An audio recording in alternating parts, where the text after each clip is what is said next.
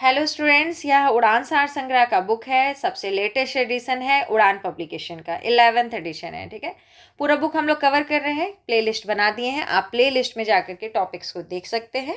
ठीक है, फिर वन शॉर्ट वीडियो भी है, उसको भी देख के रिवीजन करते रहिए, काम आपको बहुत अच्छा आएगा ये वीडियोस। तो चलिए, आज का जो टॉपिक हम लोग लिए हैं वो है क्षेत्रीय राजवंश। क्षेत्रीय राजवंश कहने का मतलब है कि जो आपके झारखंड का जो आपका भौगोलिक परिदृश्य है उसमें क्षेत्रीय राजा कौन कौन रहे उनके बारे में। तो क्षेत्रीय राजवंश में हम लोग जनरली पढ़ते हैं छोटा नागपुर क्षेत्रीय राजवंश, उसमें आएगा मुंडा राज और नागवंश। मुंडा राज बहुत लंबा नहीं पढ़ते हैं, पहले तो सबसे पहले राज करने का और शासन चलाने का काम इन्हीं लोगों ने स्टार्ट किया था, लेकिन नागवंश को बहुत जल्दी ये लोग क्या कर रहे थे, ट्रांसफर कर दिए थे। तो मुंडा राज हमको बहुत लंबा नहीं पढ़ना रहता, नागवंश बहुत लंबा पढ़ना है। फिर हम लोग देखते हैं पलामू के क्षेत्र राजवंश, उसमें हम लोग देखते हैं एक रक्सेल वंश फिर चेरो वंश। रक्सेल वंश को हटा करके चेरो वंश आ गया था। ठीक है, इसलिए दोनों वंश को पढ़ना है। फिर सिंहभूम का सिंह वंश या सिंह राजवंश के बारे में, तो इसकी पहली शाखा और दूसरी शाखा पढ़ते हैं। फिर अन्य शासक जैसे कि रामगढ़ राज्य था, ढालभूम राज्य था, हजारीबाग था, खडकडीहा था, इस टाइप से छोटे छोटे और भी राज्य थे हमारे झारखंड में। उन सब से भी इम्पॉर्टेंट जो इवेंट्स हैं उसमें इन लोगों का नाम आ जाता है, इसलिए हम लोग उस राज्य को पढ़ते हैं।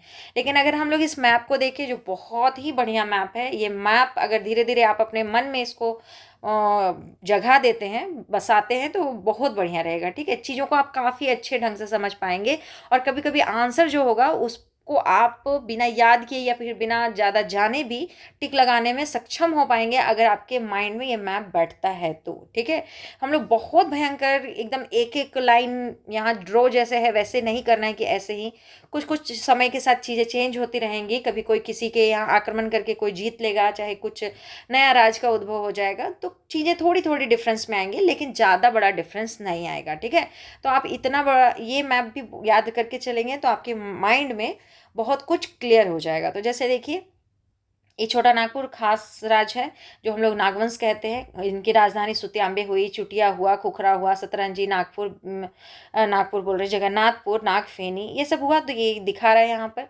फिर देखिए, एक पलामू राज है, ये इंपॉर्टेंट, खडकडीहा राज है, यहाँ चाई राज है, केंदी राज है।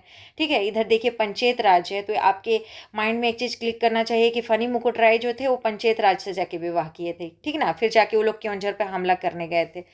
तो ये सब चीज़ थोड़ा सा ध्यान में रखेंगे। देखिए क्या हो रहा है, क्या हो गया इसको, एक मिनट ना। हाँ, तो ठीक हुआ ये। तो इसी टाइप से हम लोग देखिए घाटशिला, जो ढाल भूमि के बारे में हम लोग ढाल राजा के बारे में पढ़ते हैं, उधर क्या हो गया, कोल्हान हो गया। ये पोरहाट राजा का कहानी जो पढ़ते हैं, ये झरिया राज है, पोरहाट राज हो गया था। ठीक है, तो इस टाइप से ये देखिए। फिर चौहद्दी के बारे में देखिए कि ये मुंगेर है। मुंगेर अभी आपका बिहार में पड़ता है। रोहतास जो है ये भी बिहार में पड़ता है। मिर्ज़ापुर यूपी में। सरगुजा और जसपुर अभी का छत्तीसगढ़ में आपको पड़ जाएगा। गांगपुर, बोनाई, क्योंझर ये जो दक्षिण में है, और मयूरभंज भी ये जो दक्षिण में है, अभी का उड़ीसा में है ये सभी। फिर मिदनापुर हो गया, बांकुड़ा हो गया, वर्धमान हो गया, ये जो है ये हम लोग का पश्चिम बंगाल में भी पड़ेगा। ठीक है, ये देखिए अभी का जो मैप है वो तो और इधर की ओर ऐसे करके बढ़ता है कि नहीं बढ़ता है।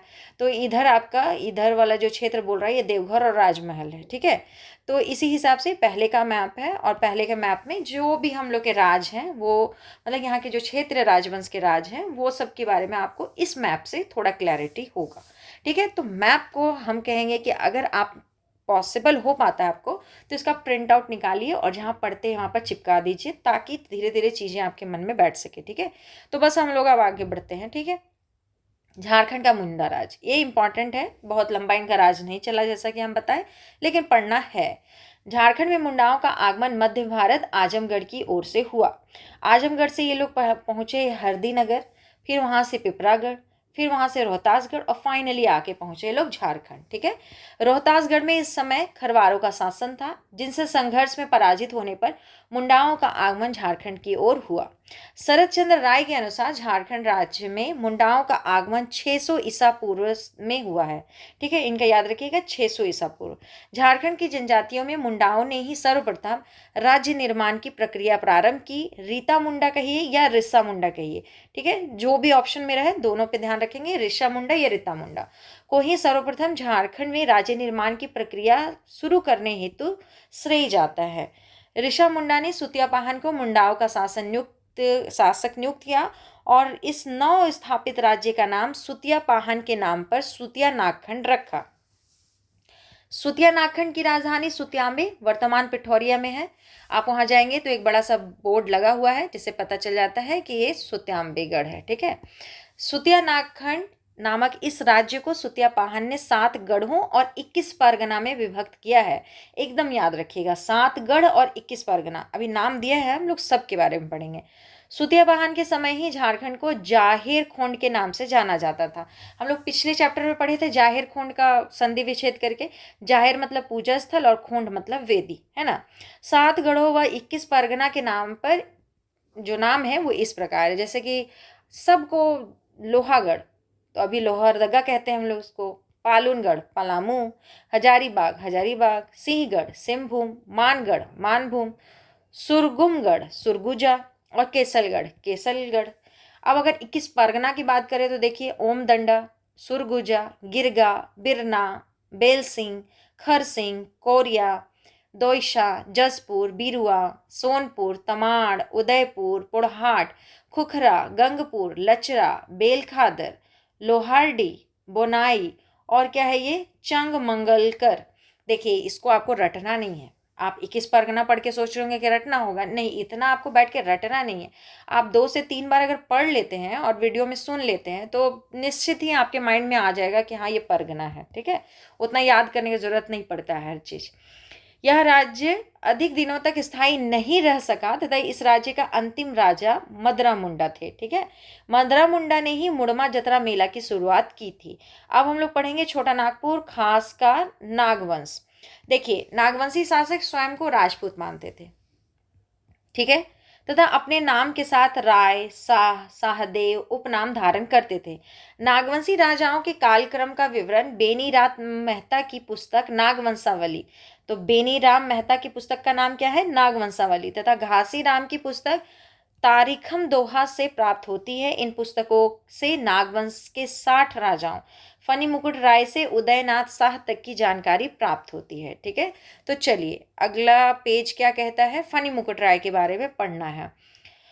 नागवंश का आदि पुरुष फनी मुकुट राय। ठीक है, चलिए मुंडा राज के बाद नागवंश द्वारा अपना राज्य स्थापित किया गया। अंतिम मुंडा राजा मदरा मुंडा व अन्य नेताओं की सर्वसम्मति से 64 ईस्वी में फनी मुकुट राय को राजा नियुक्त किया गया, जिसने नागवंशी राज्य की स्थापना की तथा सुत्याम्बे को अपनी राजधानी बनाया। जे रीड के अनुसार 10वीं सदी में नागवंशी राज्य की स्थापना हुई थी। फनी मुकुट राय पुंडरिक नाग एवं वाराणसी की ब्राह्मण कन्या पार्वती का पुत्र था। यह अंतिम मुंडा राजा मदरा मुंडा का दत्तक पुत्र था। ठीक है, बहुत बढ़िया रोचक कहानी इसके साथ जुड़ा हुआ है। अभी हम कहानी तो आपको नहीं सुनाएंगे, लेकिन आप फिर भी थोड़ा ध्यान रखिए कि पुंडरिक नाग जो महाभारत वाले हैं वो पुंडरिक नाग और वाराणसी की एक कन्या है जिनका नाम है पार्वती, दोनों का पुत्र होता है। और उसी समय माता भी इनकी गुजर जाती है और पुंडरिक नाग का भी शायद कहते हैं कि देहांत हो जाता है। तो उस समय में मदरा मुंडा जो वहाँ के उस समय राजा रहते हैं वही इस पुत्र को, इस बच्चे को पालते हैं और बाद में इसको राजा बनाते हैं। ठीक है, तो कहानी कुछ इसी प्रकार का है। अब ये कीवन देती है कि क्या है, जो भी है यही कहानी हम लोग आज तक सुन के और पढ़ के चले हैं। ठीक है, फनी मुकुट राय को नागवंश का आदि पुरुष भी कहा जाता है। फनी मुकुट राय का विवाह पंचेत राज्य नागवंशी राज्य के पूर्व में स्थित के राजघराने में हुआ। अभी हम बताए थे आपको कि पंचेत राज्य में फनी मुकुट राय का शादी हुआ था। पंचेत गोवंशी राज्य था जिसका राज चिन्ह कपिला गाय की पूंछ थी। फनी मुकुट राय ने पंचेत के राजा की मदद से क्योंझर राज्य, ठीक है, को पराजित किया था। क्योंझर राज्य नागवंशी राज्य के दक्षिण में स्थित है। अभी हम लोग दिखाए थे क्योंझर को आपको, जो उड़ीसा में पड़ जाता है। ठीक है, तो इन लोग दोनों मिलकर के उस पर क्या किए थे, आक्रमण किए थे। फनी मुकुट राय का राज्य 66 परगना में विभाजित था। कितना परगना, 66। अभी मुंडा के बारे में पढ़े थे तो उनका 21 परगना था ना, और फनी मुकुट राय 66 परगना, यानी कि इनका जो भौगोलिक सीमा होगा वो बड़ा होगा। ठीक है, फनी मुकुट राय ने अपनी राजधानी सुत्याम्बे को बनाया तथा वहां एक सूर्य मंदिर का निर्माण कराया। इन्होंने ही ठाकुरबाड़ी की प्राण प्रतिष्ठा की थी। फनी मुकुट राय ने अपने राज्य में गैर आदिवासियों को भी आश्रय दिया और आश्रय पाने वाले गैर आदिवासियों में भवराय श्रीवास्तव को अपना दीवान बनाया। बेलकुप्पी गांव के निवासी थे भवराय श्रीवास्तव, ऐसा बताया जा रहा है आपको बुक में कि भवराय श्रीवास्तव जो है उनको फनी मुकुट राय ने अपना दीवान बनाया था, जो कि बेलकुप्पी गांव के निवासी थे। बागदेव सिंह ने फनी मुकुट राय की हत्या की थी। कोई पूछे तो बागदेव सिंह, ठीक है, नाम याद रखेंगे। फनी मुकुट राय के बाद मुकुट राय, घट राय या घंट राय जो भी हो, मदन राय, प्रताप राय तथा दर्पनाथ शाह शासक बने। फनी मुकुट राय के बारे में नागवंशावली व तारीखम दोहा से यह पता चलता है कि उन्होंने लगभग 94 वर्षों तक शासन किया। बहुत लंबा शासन रहा है इनका, है ना। देखिए बगल में एक राजा लोग का ये भी दिया है, प्रारंभिक नागवंशी शासक फनी मुकुट राय, फिर मुकुट राय, फिर मदन राय, फिर प्रताप राय, फिर उदय राय, जयमणि राय, श्रीमणि राय, जैसे कि नागवंशावली में जो बताया गया है उस हिसाब से। फिर देखिए फनी राय है, अहिंद्र राय है, जैनेन्द्र राय है, हरि राय, फिर गजराय, फिर सुंदर राय, फिर मुकुंद राय, उदय राय, कंचन राय, ठीक है। तो चलिए देखते हैं कि और कौन कौन से राजा के बारे में बताया गया है। तो देखिए यहाँ प्रताप राय चौथे नागवंशी राजा थे, ठीक है। नंबर कभी पूछे तो चौथा याद रखना है। प्रताप राय ने अपनी राजधानी सुत्यांबे से चुटिया स्थानांतरित की तथा काशी तक के लोगों को चुटिया में बसाया। इन्होंने काशी के लोगों को अपने राज्य में बसने हेतु आमंत्रित किया। देखिए राजा तो बहुत हुए, लेकिन हम लोग को पढ़ना उन्हीं के बारे में है जो कोई काम किए। जैसे कि अब देखिए, और फनी मुकुट राय के बाद तो और 3 राजा आया, क्योंकि ये तो चौथा नंबर के राजा है प्रताप राय। लेकिन हम पढ़ क्यों रहे हैं इनको, क्योंकि ये अपनी राजधानी को क्या किए हैं, स्थानांतरित किए हैं, ठीक है। प्रताप राय जो था वो सुत्यांबे से राजधानी कहाँ लेकर चला गया, चुटिया लेकर के चल गया। इसी तरह से कोई राजा कोई युद्ध में अगर फंसा हो, कभी कोई बड़ा इवेंट के साथ जुड़ गया हो, ठीक है, तो हम लोग उसके बारे में पढ़ते हैं। बाकी के बारे में ना बुक आपको पढ़ाया है ना आपको पढ़ने की आवश्यकता है, ठीक है।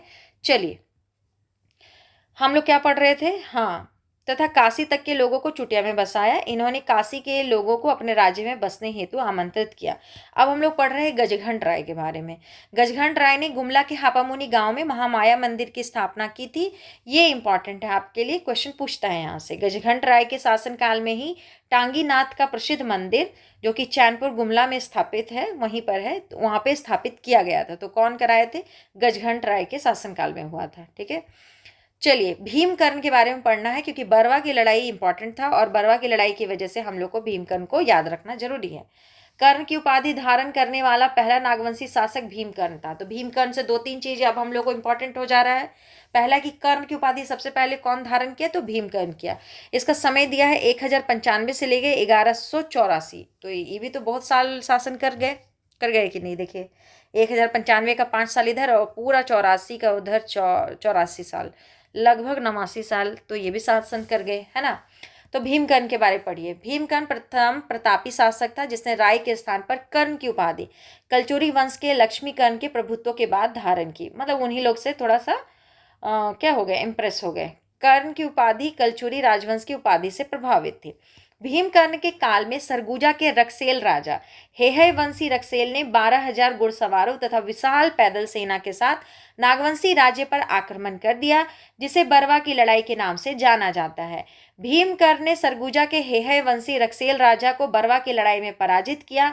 इस विजय के बाद भीमकर्ण ने रक्सेलों को लूटा व बरवा तथा पलामू के टोरी, वर्तमान समय में लातेहार जिले में स्थित है, ठीक है, इस टोरी के जगह का ये इतना डिस्क्रिप्शन है, पर कब्जा कर लिया। इस लड़ाई में भीमकर्ण को वासुदेव की एक मूर्ति भी प्राप्त हुई।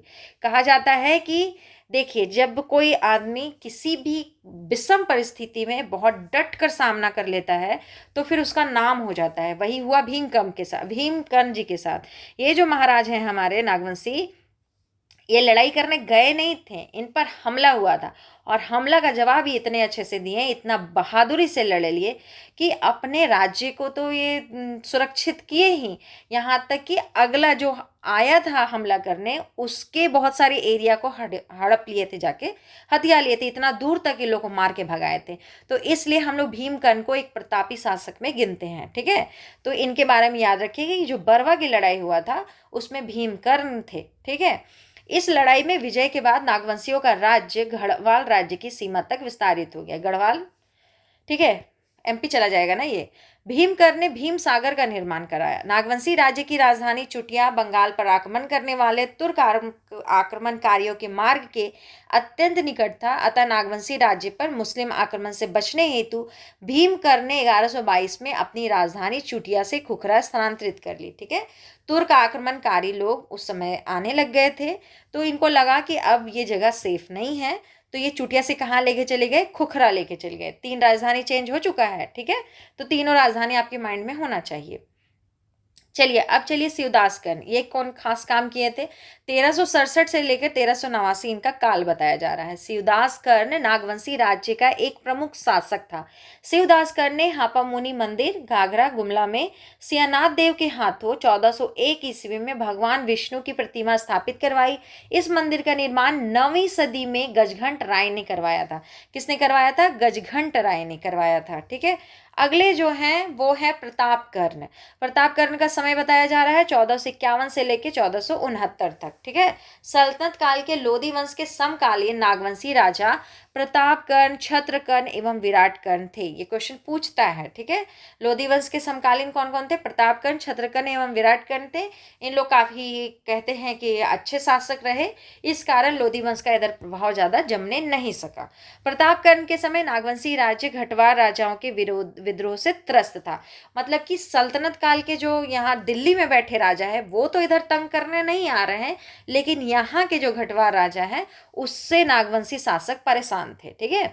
इस समय तमाड़ के राजा ने नागवंशी राज्य की राजधानी खुखरागढ़ की घेराबंदी कर प्रताप कर्ण को किले में बंदी बना लिया। देखिए क्या किए कि इनके किले में ही इनको चारों तरफ से घेर करके बंदी बना लिए। अब ये बेचारे करे क्या, तो ये मांगेगा किसी से जाके हेल्प। प्रताप कर्ण को इस बंदी से मुक्ति पाने हेतु खैरागढ़ के खरवार राजा बागदेव की सहायता लेनी पड़ी। देखिए अभी अगर आप कंफ्यूज होंगे तो हम आपको बता दें कि इतिहास में एक ही नाम बहुत जगह आएगा। जैसे प्रताप राय आपको इधर भी पढ़ना है, नागवंशी में भी, फिर आप चेरों में भी पढ़ेंगे, इसलिए एक प्रताप राय को लेकर के नहीं चलिएगा, थोड़ा समय को ध्यान में रखिएगा। कोई भी आदमी 200-500 साल नहीं जिएगा, तो ठीक ना, थोड़ा सा ध्यान रखिएगा। अभी हम लोग बागदेव सिंह के बारे में उधर पढ़े थे कि बागदेव सिंह फनी मुकुट राय को मारा था, तो ये बागदेव सिंह अलग है, ठीक है। फिर वो रामगढ़ राज्य में भी बागदेव सिंह आएंगे तो वो थोड़े से अलग रहेंगे, इसे ध्यान रखिएगा। नाम पर बहुत ज्यादा ध्यान देना है, लेकिन इतना नहीं देना है कि 2-4 चीज को मिला के कंफ्यूज हो जाना है, ठीक है। तो हम लोग प्रताप कर्ण को इस बंदी से मुक्ति मतलब प्रताप कर्ण को इस बंदी से मुक्ति पाने हेतु खैरागढ़ के खरवार राजा बागदेव की सहायता लेनी पड़ी थी। याद पूरा रखिएगा, खैरागढ़ के खरवार राजा थे बागदेव। बागदेव ने तमाड़ के राजा को पराजित किया, जिसके परिणाम स्वरूप इसे कर्णपुरा का क्षेत्र पुरस्कार में मिला। अब भाई इसको आजादी करवाया है, प्रताप कर्ण बंदी रह जाते, फिर उसको हरा देता, पूरा राज्य ही लेके चला जाता। इससे बढ़िया था कि कर्णपुरा का राज्य फिर क्या किएंगे, खैरागढ़ के जो बागदेव सिंह है जो हेल्प किए किला को बाहर से उन लोगों को भगाने में, तो उसको गिफ्ट में देना पड़ा। चलिए आगे। अब हम लोग पढ़ेंगे छत्र कर्ण के बारे में, जो कि 1469 से 1496 इनका समय काल बताया जा रहा है। छत्र कर्ण लोधी वंश के समकालीन एक प्रतापी नागवंशी राजा था। छत्र कर्ण के काल में विष्णु की मूर्ति कोराम्बे लोहरदग्गा में स्थापित की गई थी। ये इंपॉर्टेंट है आपके लिए, ठीक है। कोराम्बे में नागवंशी छत्र कर्ण व रक्षेलों के बीच भीषण युद्ध हुआ था, जिसमें छत्र कर्ण की जीत हुई थी। अतः कोराम्बे को झारखंड की हल्दी घाटी कहा जाता है, ठीक है, एकदम याद रखेंगे। कोराम्बे को क्या कहते हैं, झारखंड की हल्दी घाटी कहते हैं। इसी मूर्ति से प्रभावित होकर बंगाल के प्रख्यात वैष्णव संत चैतन्य महाप्रभु मथुरा जाते समय 16वीं सदी के आरंभ में पंच परगना क्षेत्र में रुके थे। चैतन्य चरितामृत चैतन्य महाप्रभु की जीवनी, जिसके लेखक कृष्णदास कविराज हैं, ठीक है। तो चैतन्य चरितामृत में झारखंड के भौगोलिक आकार का वर्णन किया गया है, ये बता रहा है। इस लाइन को हम एक बार और पढ़ना चाहेंगे। इसी मूर्ति से प्रभावित होगा, किस मूर्ति से, जो कि विष्णु की मूर्ति कोराम्बे में स्थापित हुई थी, उस मूर्ति के, ठीक है। तो उसी के लिए कह रहा है कि इसी मूर्ति से प्रभावित होकर बंगाल के प्रख्यात वैष्णव संत चैतन्य महाप्रभु मथुरा जाते समय 16वीं सदी के आरंभ में पंच परगना क्षेत्र में रुके थे। चैतन्य चरितामृत में झारखंड के भौगोलिक आकार का वर्णन किया गया है। और चैतन्य चरितामृत के बारे में बता करके आपसे कह रहा है कि चैतन्य महाप्रभु की जीवनी है, जिसके लेखक कृष्णदास कविराज हैं, ठीक है। तो एक लाइन में बहुत जानकारी है, थोड़ा ध्यान रख के चलिएगा। चैतन्य चरितामृत के अनुसार चैतन्य महाप्रभु ने संथाल परगना के कई गांवों में ठाकुरबाड़ी की स्थापना की थी, और इसी कारण आज भी हम लोग के क्षेत्र में बहुत ठाकुरबाड़ी दिखाई देता है ना। चलिए अब हम लोग पढ़ेंगे दुर्जन साल के बारे में। दुर्जन साल के बारे में तो हम लोग लगता है कि पिछले 2 क्लासेस में इनके बारे में चर्चा हो ही गया है लंबा चौड़ा, लेकिन चलिए इस बार भी इनको पढ़ के चलेंगे। दुर्जन साल 12 वर्षों तक ग्वालियर के किले में जहांगीर द्वारा बंदी बनाए रहे। हीरे की अच्छी परख होने के कारण इसे जहांगीर द्वारा शाह की पदवी दी गई थी।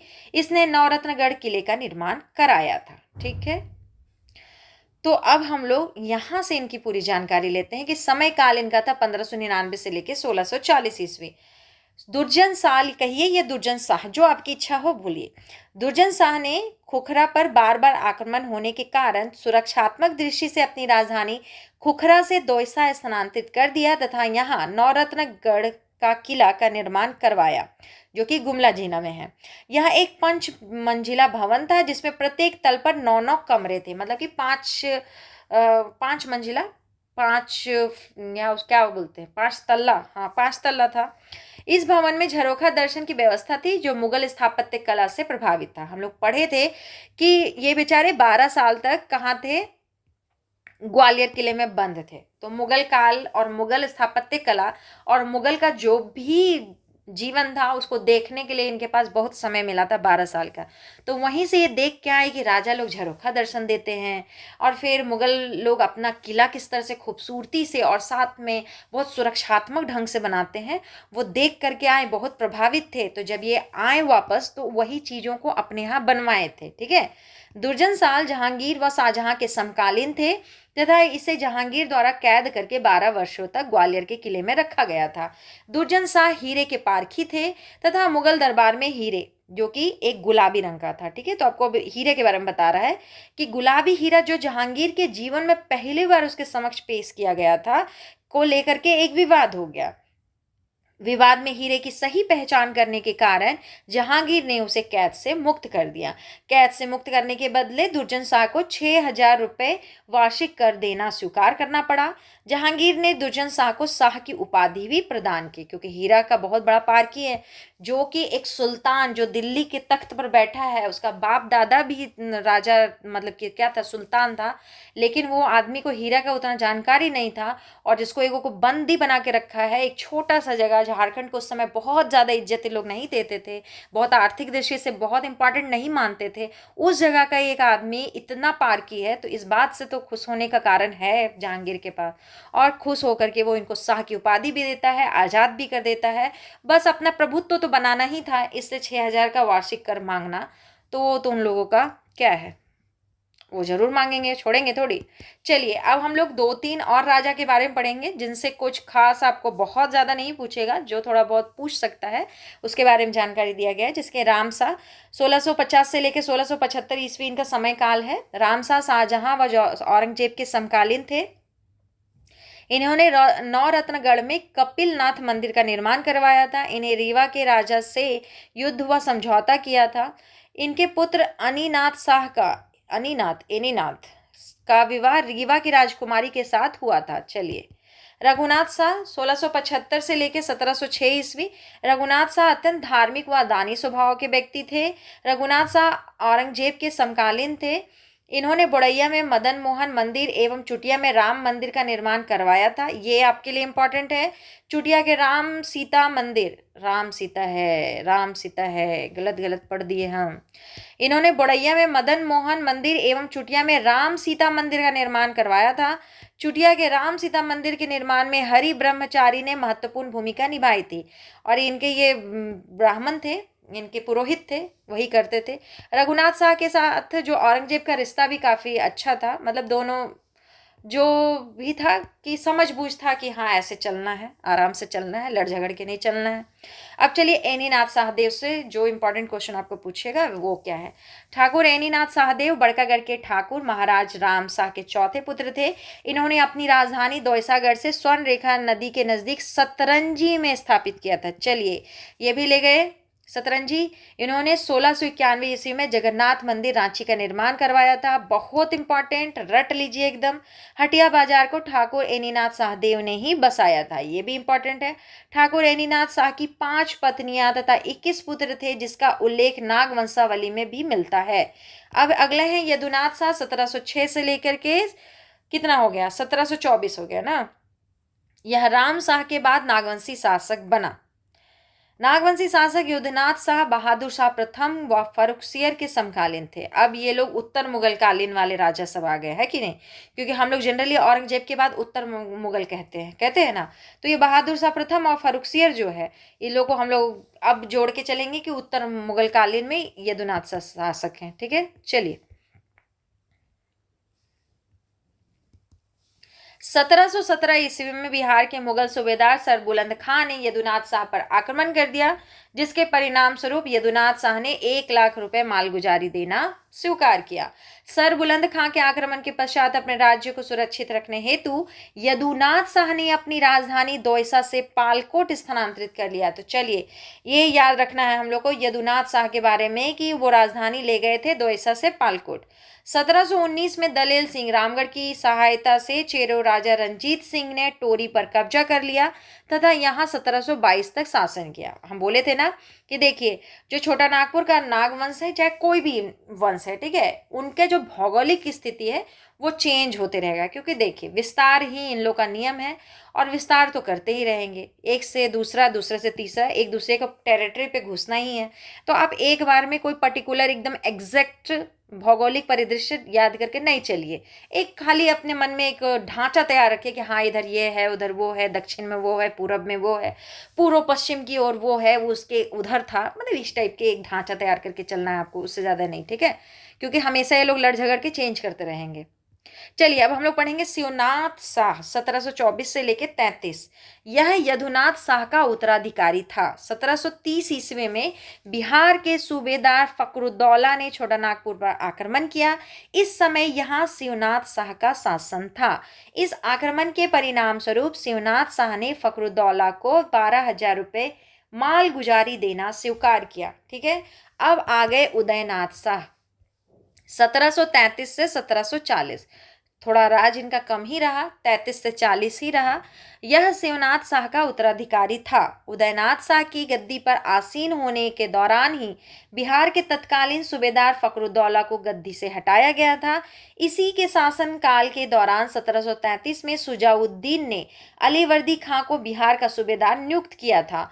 टिकारी गया के जमींदार सुंदर सिंह तथा रामगढ़ के शासक विष्णु सिंह ने अलीवर्दी खां वार्षिक मालगुजारी वसूलता था।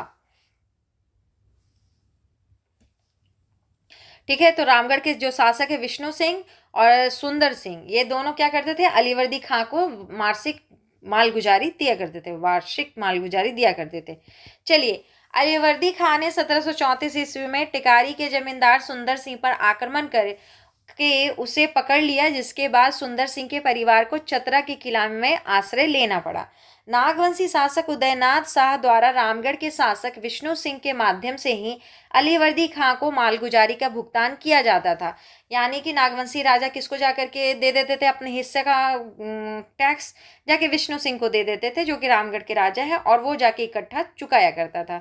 इनकी राजधानी रातूगढ़ थी। आपको बता दें कि जो रामगढ़ के शासक हैं उन लोग भी पहले इन नागवंशियों के दरबार में ही थे। फिर नागवंशियों से मतभेद होने के बाद क्या होता है कि वो लोग रामगढ़ वाले इलाके में जाते हैं, कर्णपुरा वाले क्षेत्र में, और वहाँ के जो क्षेत्र राजा रहते हैं उसको मारपीट के भगा देते हैं और फिर वहाँ पर अपने रामगढ़ राज्य का स्थापना करते हैं। फिर आसपास के और भी गांवों को जीत जीत करके अपने में मिलाते चल जाते हैं। फिर इनका जो टेरिटरी है वो बढ़ जाता है। ठीक है, यही कहानी है। तो पहले तो इन लोग क्या कहते हैं, नागवंशी के साथ ही थे, फिर नागवंशी को ही मारने पिटने लग जाते हैं। चलिए, श्याम सुंदर नाथ शाह 1740 से लेकर 1743 ईस्वी। यह उदयनाथ शाह का छोटा भाई था, जो उनकी मृत्यु के बाद राज्य का उत्तराधिकारी बना। श्याम सुंदर नाथ शाह के शासनकाल में बंगाल का आक्रमण करने हेतु मराठों ने झारखंड का कई बार प्रयोग किया। 1742 में भास्कर राव कोल्हकर ने नेतृत्व में मराठों ने झारखंड से होकर बंगाल पर आक्रमण किया, परंतु बंगाल का तत्कालीन सूबेदार अलीवर्दी खां ने इसे खदेड़ दिया। ठीक है, आप लोग जब पढ़ते हैं हिस्ट्री तो उसमें मुगल और मराठा दोनों का क्लैश तो पढ़ते ही होंगे। तो ये लोग जो लड़ रहे हैं ना एक दूसरे से, तो रास्ता हम ही लोग झारखंड का यूज़ कर रहे हैं।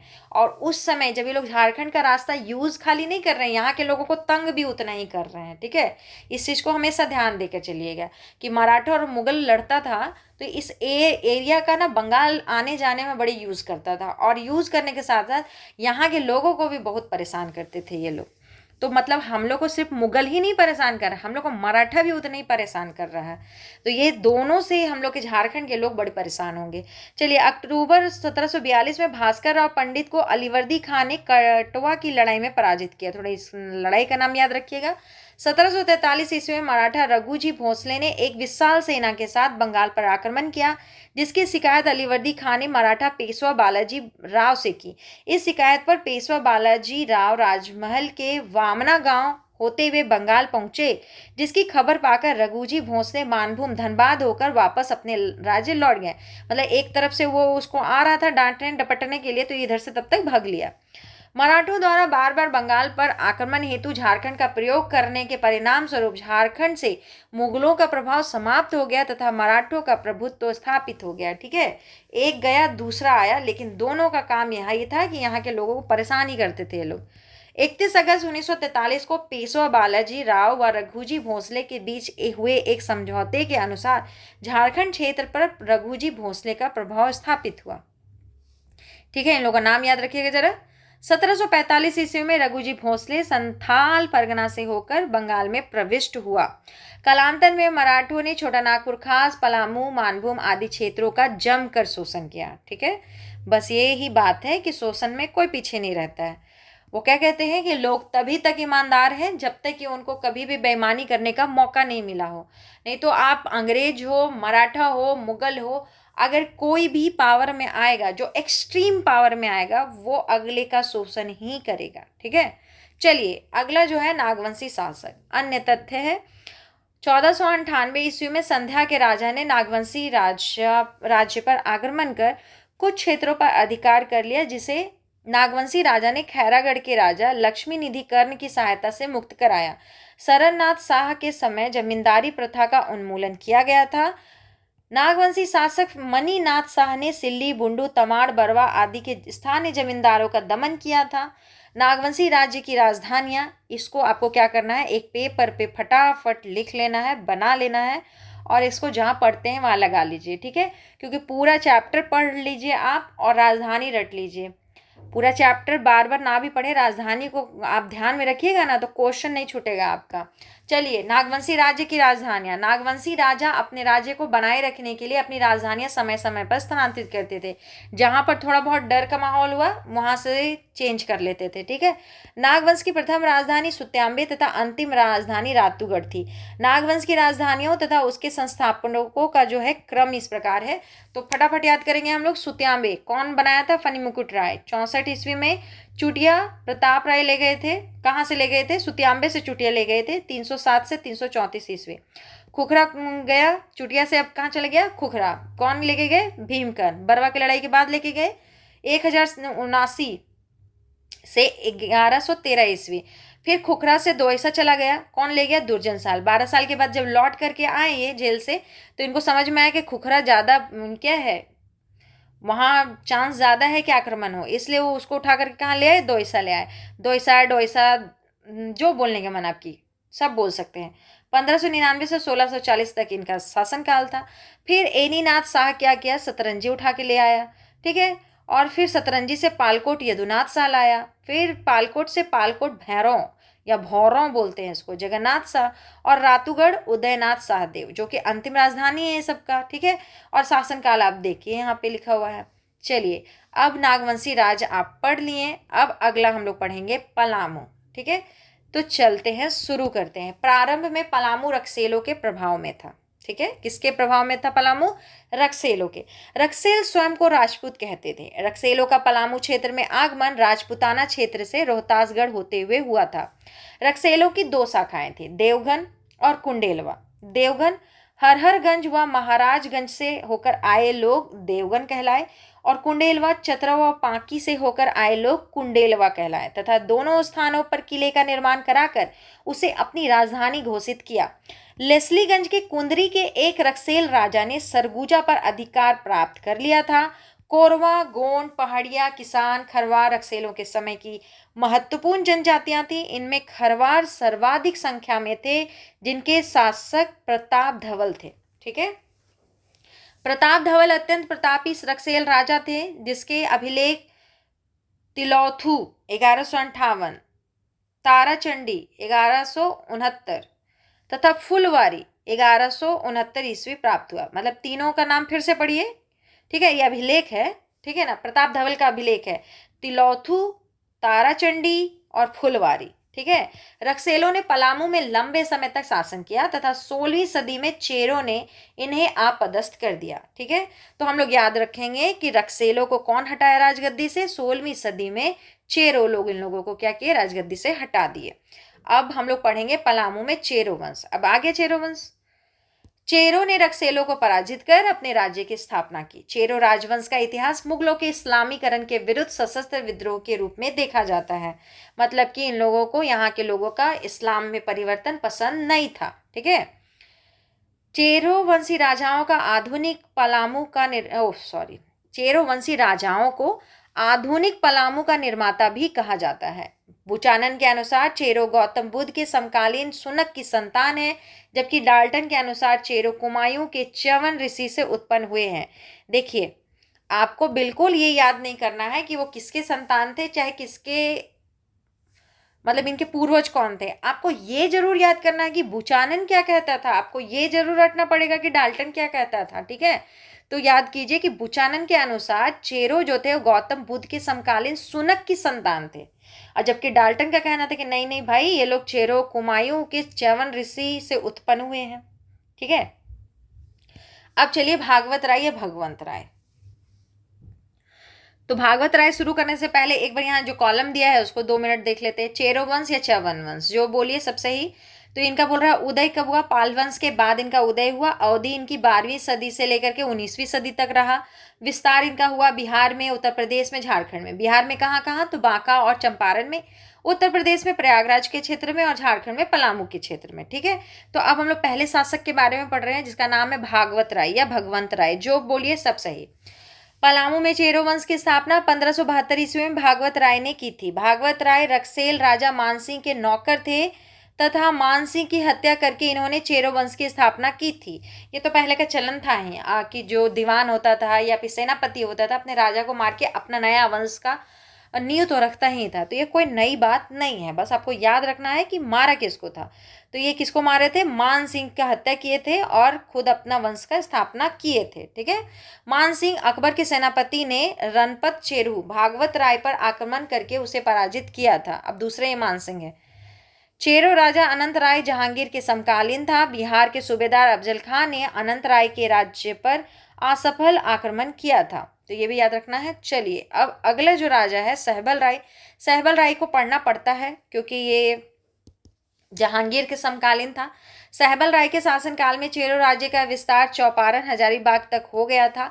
सहबल राय को जहांगीर के सैनिकों ने 1613 ईस्वी में बंदी बना लिया था। सहबल राय को जहांगीर ने बाघ से लड़ने की सजा सुनाई थी। बाघ से लड़ने के दौरान सहबल राय की मृत्यु हो गई थी। ठीक है, ये जीटी रोड में जो भी पार होता था ना मुगल का कारवां, सबको लूट लेते थे। ठीक है, तो इनको बख्शने का विचार जहांगीर के मन में आया भी नहीं होगा, क्योंकि ये क्या कर रहे थे, जो भी काफिला जाता था उसको लूट लेते थे। तो सहबल राय को जब पकड़ के लाया तो ये नहीं उसको कहा कि तुम हमको माल गुजारी देना, ये वो, इसको पकड़ के डायरेक्ट बाघ से लड़ने छोड़ देगी। जो लड़ के देख लो कौन जीत जाता है, उसी में इनकी मृत्यु हो जाती है। ठीक है, अब अगला जो हम लोग पढ़ेंगे प्रताप राय। आप एक प्रताप राय नागवंशी शासन में भी पढ़े थे। ठीक है, तो नाम को सब जगह मैच नहीं करेंगे, थोड़ा बहुत जो इनसे रिलेटेड चीज़ें वो रट लीजिए, नहीं तो झारखंड का इतिहास आपको बहुत ज़्यादा मिलने वाला नहीं है एक जगह कि आप एकदम क्लैरिटी से कहें कि हाँ ये वही राजा है, वही समय काल है। 1 से 2 बुक पढ़िएगा ना तो दोनों में डाटा चेंज हो जाएगा। ठीक है, इसमें अब हम लोग कुछ नहीं कर सकते। जो है उसको पढ़ के चलिए। झारखंड में ऐसा स्थिति है कि कभी कभी एक क्वेश्चन का 2 आंसर भी रट के रखिए, या फिर क्वेश्चन देखिए उस हिसाब से भी आंसर टिक लगाइए। क्योंकि पहले की स्थिति में तो अभी काफ़ी अच्छा हुआ कि किताब काफ़ी बड़ा भी हो गया है और उसमें बहुत सारी चीज़ें ऐड भी हुई हैं, लेकिन पहले इससे भी ज़्यादा स्थिति खराब था। इसलिए अभी जो है ना वो ट्रांजिशन पीरियड चल रहा है कि सभी किताब जो हैं वो बन रहे हैं, मतलब इवेल्युएट हो रहे हैं, और धीरे धीरे हो जाएगा, समय लगेगा थोड़ा, लेकिन चीज़ें फिर खोज खोज के ऐड होते चले जाएंगे। तो जो कन्फ्यूज़न है वो धीरे धीरे ठीक हो जाएगा। लेकिन फिलहाल अभी जो हम लोग का टाइम है उसमें थोड़ा सा हम लोग को क्या होकर चलना पड़ेगा, समझदार होकर चलना पड़ेगा, ठीक है। चलिए, प्रताप राय शाहजहां के समकालीन था, जिन्होंने पलामू के पुराने किले का निर्माण कराया था, ठीक है। पलामू का पुराना किला का निर्माण कौन कराया था? प्रताप राय कराया था। मुगल सूबेदार शाइस्ता खान ने 1642 ईस्वी में प्रताप राय के राज्य पर आक्रमण किया था, 80,000 रुपये लगान वसूला करता था। प्रताप राय के शासनकाल में जबरदस्त खान ने भी आक्रमण किया था। चलिए, इनको रट के रखेंगे, बहुत लगान चुकाते थे। तेज राय शाहजहां के समकालीन था, ठीक है। शाइस्ता खान ने आक्रमण करके तेज राय को पराजित किया था। मेदिनी राय 1658 से लेकर 1674 ईस्वी इनका काल है। मेदिनी राय के बारे में पढ़ना है, 89 राजा थे। चलिए, मेदिनी राय चेरो राजवंश का सबसे प्रतापी राजा था। मेदिनी राय के शासनकाल को चेरो राज का स्वर्ण युग कहा जाता है। इसे 89 राजा की संज्ञा दी जाती है। औरंगजेब का समकालीन थे। औरंगजेब से इनकी लड़ाई हुई थी। इन्होंने पलामू के नए किले का निर्माण शुरू किया, किंतु उसे जीते जी पूरा नहीं कर सके, ठीक है। इन्होंने पुराने किला के समीप कमलदह नामक एक तालाब का निर्माण करवाया था। इन्होंने थोड़ा सा इसको इधर करना पड़ेगा, नहीं, इन्होंने एक युद्ध में नागवंशी राजा रघुनाथ शाह वही थे जो बहुत पुजारी प्रवृत्ति के आदमी थे, उनको पराजित करके दोयसा में नागपुर दरवाजा को लूटा तथा उसे पलामू के नए किले में लगवा दिया। मतलब कि उनके महल में जो दरवाजा लगा था उसको कबाड़ के ले आया और यहाँ अपने महल में ये नए महल का जो निर्माण कर रहे हैं नए किले का, उसमें लगवा दिए, ठीक है। एक युद्ध में मेदिनी राय औरंगजेब के सेनापति दाऊद खां से पराजित होकर सरगुजा भाग गए तथा पुनः पलामू लौटकर इसने शासन संभाला। उस समय तो भागना पड़ा, लेकिन फिर जैसे ही स्थिति इनको लगा कि हाँ हम रिटर्न हो सकते हैं, तो फिर ये अपना आते हैं इधर और फिर से अपने पलामू पर अधिकार कर लेते हैं, ठीक है। मतलब कि बहुत ही बहादुर शासक है, इसमें नो डाउट, बहुत बढ़िया शासक है। इसने इस्लाम धर्म अपनाने के कारण कुंडा के शासक चुनराय को उसके भाई सुरवर राय से ही मरवा दिया था। मतलब कि इस्लाम धर्म पसंद इनको नहीं था। चलिए, रंजीत राय के बारे में पढ़ते हैं। 1716 से लेकर 1722 इनका काल है। यह साहिब राय के उत्तराधिकारी थे। इनके शासनकाल में बिहार का मुगल सूबेदार सरबुलंद खां पलामू आया था, याद रखिएगा क्योंकि यही पूछेगा आपसे। रंजीत सिंह ने 1719 में दलेल सिंह जो कि रामगढ़ के राजा हैं उनकी सहायता से टोरी परगना पर कब्जा कर लिया तथा यहाँ 1722 तक शासन किया। ये तो हम लोग पढ़े थे ना पिछले बारे में। चलिए, अब है जयकृष्ण राय। जयकृष्ण राय ने रंजीत राय की हत्या करके पलामू राज्य पर 1722 ईस्वी में कब्जा कर लिया, ठीक है। जयकृष्ण राय ने रंजीत राय की हत्या करके पलामू राज्य पर 1722 में क्या किया? कब्जा कर लिया। ये जो जयकृष्ण राय है ना, ये कोई और नहीं है, ये रंजीत राय का भतीजा है। मतलब रंजीत राय का भतीजा है ये जयकृष्ण राय। जयकृष्ण राय अपने ही चाचा को मरवा देता है और अपने ही चाचा को मरवा करके गद्दी पर बैठ जाता है, ठीक है। और याद रखिएगा ये जा करके आगे एक आंदोलन से जुड़ेगा, ठीक है। वो जब ये जो चित्रजीत राय कहाँ चले गए, रंजीत राय का जो पोता होगा ना चित्रजीत राय, वो जयनाथ सिंह के साथ मिल जाएगा, क्योंकि ये जयकृष्ण राय ना एक और आदमी को मरवा देगा जो रंका के ठाकुर हैं। रंका के ठाकुर सैनाथ सिंह की भी हत्या करवाएगा, ठीक है। तो दो जन मिल जाएंगे, जैसे कि ये रंजीत राय का पोता जो है वो चित्रजीत राय एक जगह से आ जाएगा, एक नाम यहाँ से याद रखिएगा, ठीक ना, चित्रजीत राय। ये पेन से हमको बिल्कुल लिखाता है नहीं, ये हो गया चित्रजीत राय। फिर जय कृष्ण राय ना एक और जन को मरवाता है जिसका नाम हमें भी बताए, सैनाथ सिंह, जो कि रंका के ठाकुर थे। उसका भी भतीजा होता है, वो होता है जयनाथ सिंह, ठीक है, वो था जयनाथ सिंह। अब ये दोनों कर लेते हैं दोस्ती और उसके बाद जाके मारते हैं जय कृष्ण राय को, ठीक है। तो ये फिर हम लोग पलामू का उत्तराधिकार चैप्टर में वहाँ कनेक्ट करेंगे, इसे माइंड में थोड़ा ध्यान रखिएगा, ठीक ना। यहाँ से याद रखिएगा कि जय कृष्ण राय जो है, जो 1722 से 1770, बहुत लंबा समय है इसका राज है, ठीक है। अपने ही चाचा को मरवा देता है रंजीत राय को। फिर रंजीत राय का जो पोता है वो बदला लेने आएगा कहानी में, है ना, हर खून का बदला लिया जाएगा, कहानी ध्यान रखिएगा आप। चलिए 1730 में बिहार के सूबेदार फखरुद्दौला ने कुंजी सिंह कानूनगो वाह की सहायता से चेरो राजा जयकृष्ण राय से 5,000 रुपए सालाना कर वसूल किया। नाम बड़ी अच्छा है, कुंजी सिंह कानूनगो। 1733 ईस्वी में अलीवर्दी खां को बिहार का मुगल सूबेदार बनाया गया तथा इसने जयकृष्ण राय पर 5,000 रुपए वार्षिक कर निर्धारित किया और इसे वसूलने का अधिकार टिकारी के राजा सुंदर सिंह को दे दिया। याद रखना है, टिकारी के राजा कौन है? सुंदर सिंह। 1740 ईस्वी में बिहार के मुगल सूबेदार जैनुद्दीन खान ने भी जयकृष्ण राय पर 5,000 रुपए वार्षिक कर का निर्धारण किया था। ये भी याद रखेंगे। जैनुद्दीन खां के सैन्य अधिकारी हिदायत अली खान ने पलामू के चेरो राजा पर आक्रमण भी किया था। यह मुगलों द्वारा पलामू के चेरो राजाओं पर अंतिम आक्रमण था। 1750 से 65 ईस्वी के दौरान पलामू में राजनीतिक सत्ता का ध्रुवीकरण हुआ और जयकृष्ण के दरबार में षड्यंत्र प्रारंभ हो गया। इस दौरान दक्षिणी पलामू पर चेरो राजाओं का अधिकार रहा जबकि उत्तरी पलामू पर राजपूत व मुस्लिम जमींदारों का प्रभुत्व स्थापित हो गया। ये जयकृष्ण राय क्या हुआ कि अपने ही घर के जो क्या बोलते हैं, घर के अंदर का जो षड्यंत्र होता है, घर के अंदर का जो पॉलिटिक्स होता है उसमें उलझ गया, जिसकी वजह से कुछ कुछ क्षेत्र इसके हाथ से निकल गया। ठीक है, तो हम लोग वही पढ़ रहे हैं कि कहाँ का उत्तरी पलामू पर राजपूत व मुस्लिम जमींदारों का प्रभुत्व हो गया। 1765 ईस्वी में बिहार, बंगाल और उड़ीसा की दीवानी ईस्ट इंडिया कंपनी को मिल गई तथा इन्होंने पलामू में इसका भरपूर लाभ उठाया। ठीक है, हम लोग 1765 का पढ़ते ही हैं। बिहार, बंगाल और उड़ीसा का दीवानी मिला, तो बिहार और आपका उड़ीसा और आपका झारखंड, उस समय बंगाल प्रेसिडेंसी के ही सब तो अंदर था। चलिए अब हम लोग पढ़ेंगे सिंहभूम का सिंह वंश। क्या पढ़ेंगे? सिंहभूम का सिंह वंश। हो जनजाति के अनुसार सिंहभूम का नामकरण उनके कुल देवता सिंह बोंगा के नाम पर हुआ है। सिंह वंश के ग्रंथ वंश प्रभा लेखन में सिंह वंश की 2 शाखाओं का वर्णन मिलता है, पहली शाखा तथा दूसरी शाखा। तो पहले पढ़िए पहली शाखा।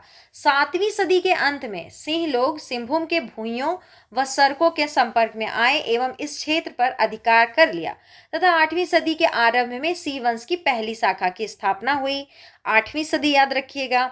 इस संस्था का या फिर इस शाखा का संस्थापक जो था वो था काशीनाथ सिंह। ठीक है, नाम याद रखेंगे, क्वेश्चन पूछा हुआ है। इस शाखा में 13 राजाओं ने शासन किया। तो पहली शाखा में कितने राजा? 13 राजा।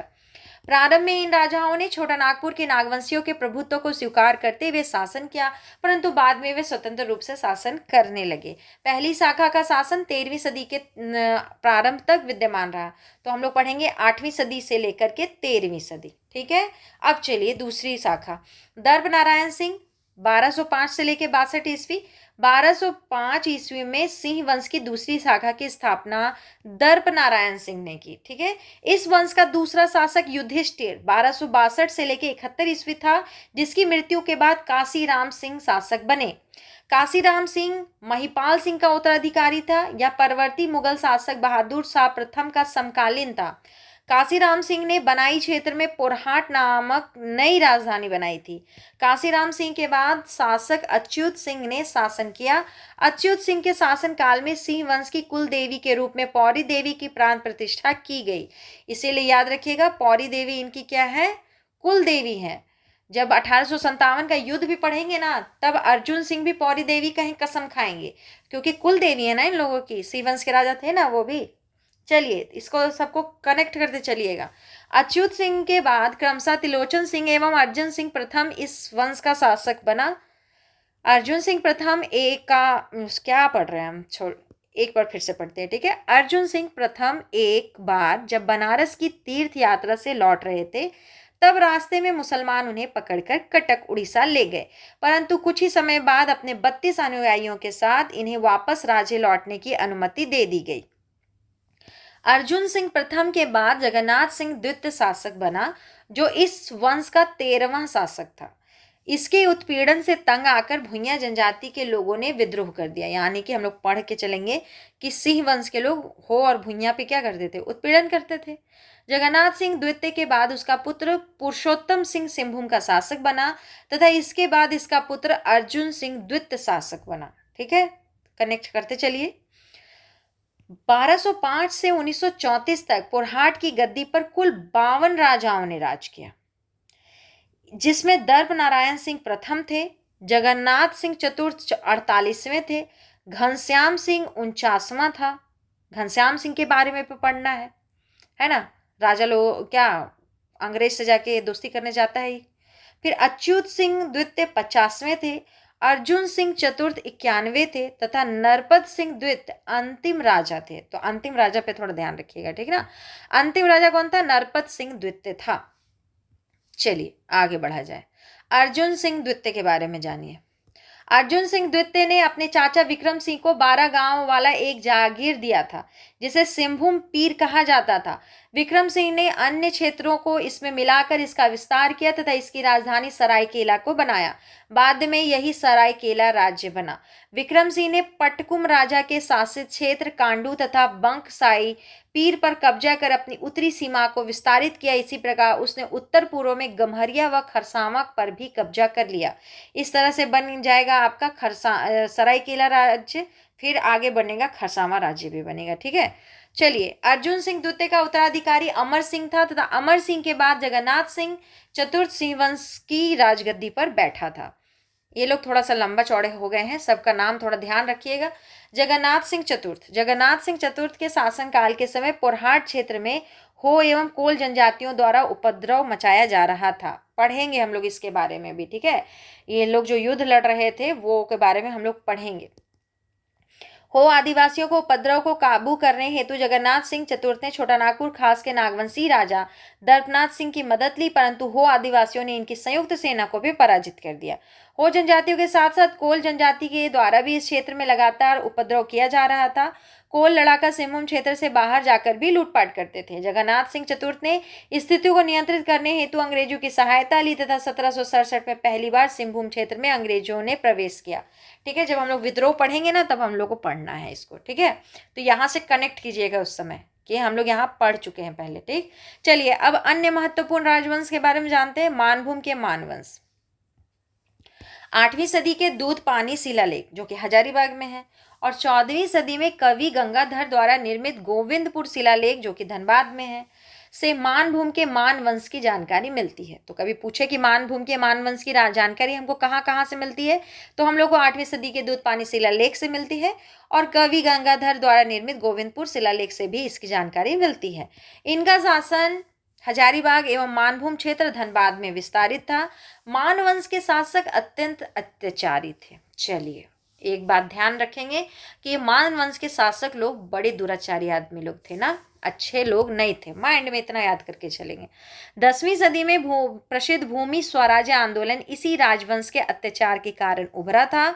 मान राजाओं ने सबर जनजाति पर विशेषकर महिलाओं पर घोर अत्याचार किया, जिसके फलस्वरूप सबर जनजाति ने मानभूम क्षेत्र छोड़कर पंचेत क्षेत्र को अपना आश्रय बना लिया।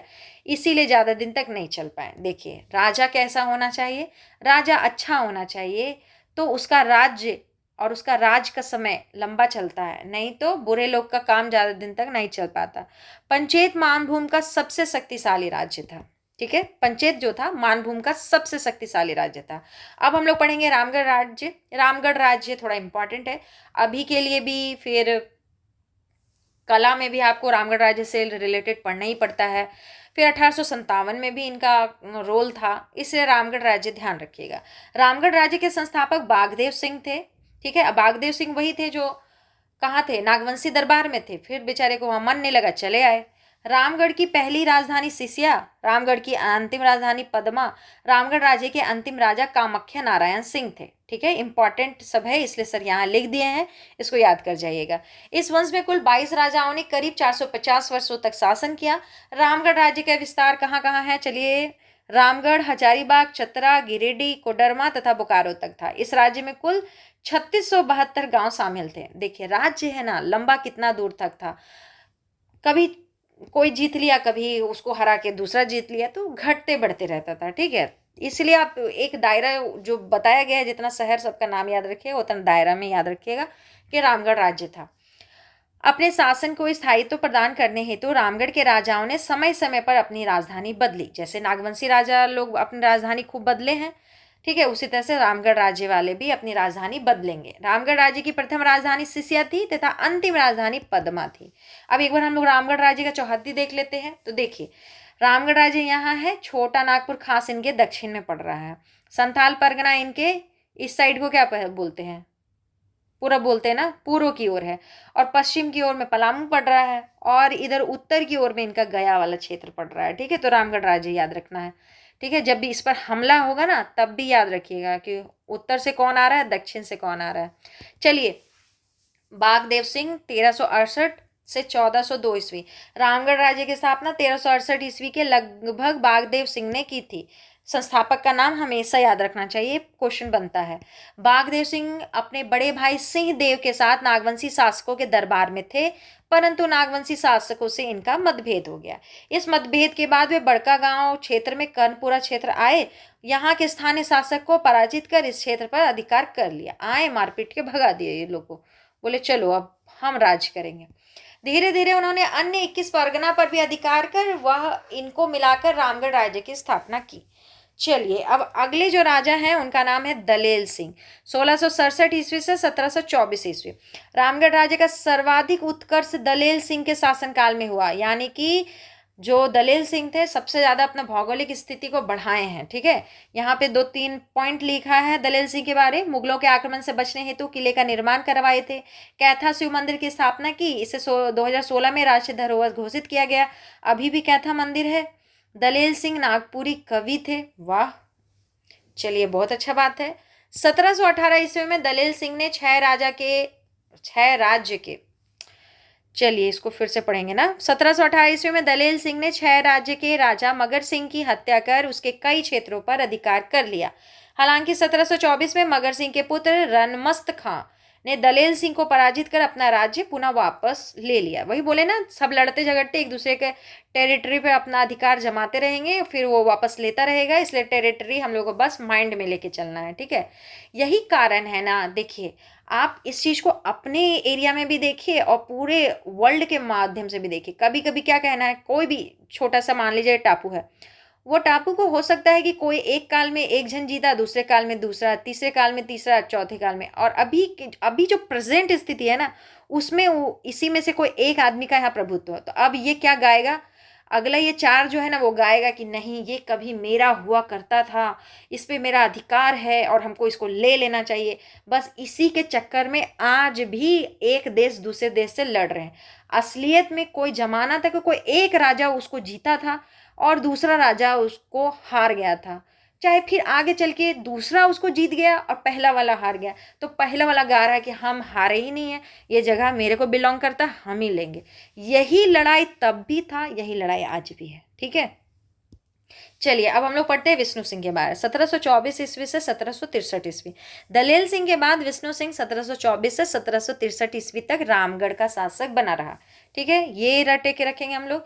विष्णु सिंह ने 6 राज्य पर पुनः कब्जा किया। अभी तो हम लोग पढ़े थे कि दलेल सिंह कब्जा किए, फिर उसका बेटा क्या कहता छुड़ा लिया था। ये रनमस्त खान जो था अपना दलेल सिंह से फिर जीत लिया था। लेकिन चलिए, फिर विष्णु सिंह का बेटा गया और फिर जाके कब्जा कर लिया। ठीक है, 1747 में रामगढ़ राज्य पर भास्कर राव के नेतृत्व में मराठों के आक्रमण तक यह विष्णु सिंह के अधीन रहा। चलिए, मतलब कि जब तक मराठा यहाँ नहीं आक्रमण किया तब तक विष्णु सिंह के पास रहा, फिर मराठा आक्रमण के बाद मराठा के पास चला गया। 1740 ईस्वी में बंगाल के नवाब अलीवर्दी खान ने हिदायत अली खां को रामगढ़ से वार्षिक कर वसूलने हेतु भेजा। हिदायत अली खान ने रामगढ़ का वार्षिक कर 12,000 रुपये तय किया। अभी हम लोग पढ़े थे, नागवंशी लोग भी इसी के द्वारा दिया करते थे, है ना। मतलब कि रामगढ़ राज्य के को ही जाकर के उसको नागवंशी लोग को भी अपना कर दे देना था, ये जाकर के हिदायत खां या फिर जो भी आता था उसको देता था। 1751 से 52 में नरहत समयाग के जमींदार कामगार खां ने विष्णु सिंह पर आक्रमण कर विष्णु सिंह को समझौता करने हेतु विवश किया।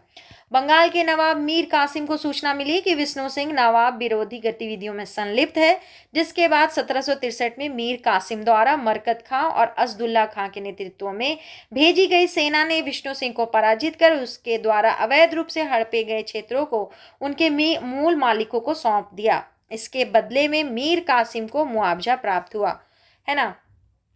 हम लोग पढ़ते नहीं है सिराजुद्दौला, फिर मीर जाफर, फिर मीर कासिम, है ना, उसी में से है ये मीर कासिम। वहाँ बंगाल वाले नवाब लोग को याद कीजिए, तब आप समझ पाइएगा। ठीक ना।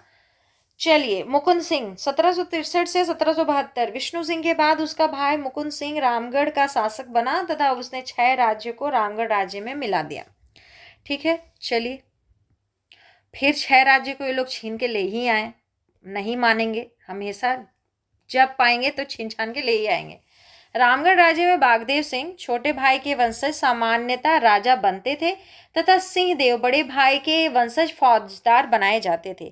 इस परंपरा को 10वीं पीढ़ी के तेज सिंह फौजदार ने परिवर्तित कर दिया, जिसके परिणाम स्वरूप मुकुंद सिंह को हटाकर तेज सिंह राजा बना। देखिए, हम लोग ना हमेशा एक राजा जो बनता है जो सेंटर में रहता है, सेंटर लाइट पे रहता है, और हम लोग बाकी को भूल जाते हैं। जैसे कि मान लेते हैं, ऐसे तो आप लोग समझते ही होंगे, मान लेते हैं एक राजा है, अब इसका एक तो पुत्र नहीं होगा। अब एक राजा के बारे में पढ़े थे कि किसको पुत्र था, तो बोलिए राजा तो एक बना होगा, 20 बेटा क्या किया होगा, कुछ कुछ कुछ कुछ, कोई दीवान बना होगा, कोई और पद्धति, कोई जमींदार बने होंगे, कोई और काम देखता होगा। ठीक उसी प्रकार से अगर ये एक राजा है, इसका इतना सारा बेटा, तो एक जाके फिर राजा बन जाएगा। बाकी लोग क्या करेंगे, बाकी लोग भी तो राजा का बेटा है, इतनी इज्जत है, ऐसा थोड़ी है कि इन लोग मजदूरी का काम करेंगे। तो इन लोग देखेंगे कि राज्य में और भी कोई जो सम्मानजनक काम है वो करेंगे, फिर इनका भी तो आगे चल के बच्चा लोग हो जाएगा, इनका भी हो जाएगा, तो ये लोग सब राज परिवार के ही कहलाएंगे। ठीक है, और सबको कुछ ना कुछ पद मिलेगा, लेकिन जीवन इनका अच्छा ही चलेगा। उसी हिसाब से बताया जा रहा है कि रामगढ़ राज्य में बागदेव सिंह छोटे जो भाई थे उनका वंशज सामान्यतः राजा बनता था। ठीक है, और सिंह देव जो थे, उन जो बड़े भाई थे, उनका जो वंशज आया, मतलब उनके बेटे लोग का फिर बेटा लोग, फिर बेटा लोग, उन लोग जनरली फौजदारी वाला जो भी काम होता था राज्य में वो देखते थे।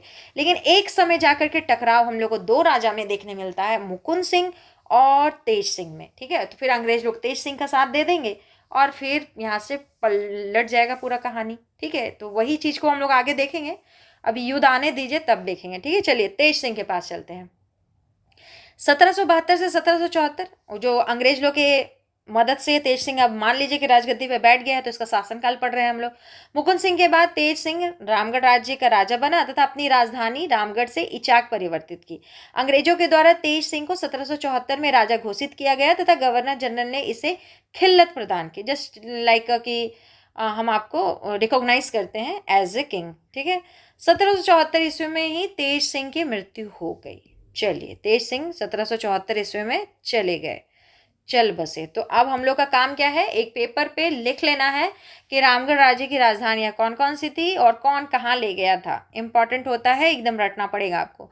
तो राजधानी सिसिया बागदेव सिंह बनाए थे, उर्दा कौन बनाए थे, बागदेव सिंह बनाए थे। बादम हेमंत सिंह, रामगढ़ दलेल सिंह, इचाक तेज सिंह और पदमा को ब्रह्मदेव नारायण सिंह ने अपनी राजधानी बनाया था। चलिए, रामगढ़ थोड़ा याद रखिएगा, रामगढ़ कौन बनाया था, तो दलेल सिंह, और पदमा वाला याद रखिएगा, ब्रह्मदेव नारायण सिंह। चलिए, बाकी तो पहला याद रहेगा सिसिया।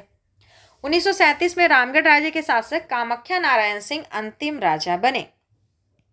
26 जनवरी 1955 को बिहार राज्य भूमि सुधार अधिनियम की धारा 3 के द्वारा बागदेव सिंह द्वारा स्थापित रामगढ़ राज्य को समाप्त कर दिया गया। ठीक है, सब राज्य ही समाप्त हुआ था। अब हम लोग पढ़ेंगे खड़गडीहा राज्य। ठीक है, इसके संस्थापक याद रखिएगा हंसराज देव जी को। इस राज्य की स्थापना 15वीं सदी मतलब 15वीं सदी में हंसराज देव ने की थी। हंसराज देव ने बंदावत जाति के शासक को पराजित कर हजारीबाग पर अपना प्रभाव स्थापित किया। इस राज्य का विस्तार वर्तमान गिरिडीह जिला क्षेत्र तक था। हंसराज देव मूलतः दक्षिण भारत का रहने वाला था तथा उसने उत्तर भारत के ब्राह्मणों से वैवाहिक संबंध स्थापित किया। देखिए, ब्राह्मण आधा यहाँ है और आधा यहाँ लिखा हुआ है। हम लोग सर से गुजारिश करेंगे कि अगली बार किताब छापे तो यहीं पूरा लिख दे, नहीं तो इसको शब्द को काट के यहाँ लिख दे। आधा आधा जो लिख देते हैं ना, वो हमको पढ़ने में बहुत दुख देता है। एकदम आधा आधा वाला समझ में नहीं आता है। ये पूरे ही शब्द को काट के यहीं लिख दिए होते, इतना लाइन तो बाकी ही था, चाहे इसी को यहीं लिख देते। आधा आधा करने की जरूरत क्या था। खड़गडीहा राज्य के अन्य राजा शिवनाथ सिंह, मोद नारायण, गिरिवर नारायण देव आदि थे। चलिए, ढालभूम का ढाल वंश। ढालभूम क्षेत्र का विस्तार सिंहभूम में था। ढाल वंश के शासन काल में नरबलि प्रथा का प्रचलन था। ढालभूम के राजा लोग नरबलि दिया करते थे। अभी हम लोग ढालभूम का जो ढाल विद्रोह होगा उसमें पढ़ेंगे ढालभूम के बारे में। ठीक है, चलिए, पंचेत राज्य के बारे में पढ़िए। पंचेत राज्य का राज्य चिन्ह कपिला गाय का पूंछ या चवर था। हम लोग पढ़े थे फनी मुकुट राय कहाँ शादी करने गए थे, पंचेत राज्य में शादी किए थे। पंचेत राज्य मानभूम का सर्वाधिक शक्तिशाली राज्य था। इस राज्य की स्थापना काशीपुर नरेश अनीता लाल के पुत्र द्वारा की गई थी। इस राज्य के संस्थापक ने यहाँ पंचकोट के किले का निर्माण कराया था। पंचेत राज्य के संस्थापक जो थे उन्होंने पंचकोट किले का निर्माण कराया था। पंचेत का राज्य चिन्ह कपिला गाय का पूंछ या चवर होने के कारण इसके राजाओं को गोमुखी राजा कहते हैं। ये इंपॉर्टेंट है, ठीक है। पंचेत राज्य वाले को गोमुखी राजा कहते हैं, ये ध्यान में रखिएगा। चलिए, वीडियो तो लंबा हो जाएगा। झारखंड में अंग्रेजों का प्रवेश अगला टॉपिक है, तो एक काम करते हैं, इसको अगले वीडियो में कंप्लीट कर लेते हैं ना। तो हम लोग अगला टॉपिक देखेंगे, झारखंड में अंग्रेजों का प्रवेश। आप इस वीडियो को पहले लाइक कीजिए, चैनल को सब्सक्राइब कीजिए। धन्यवाद।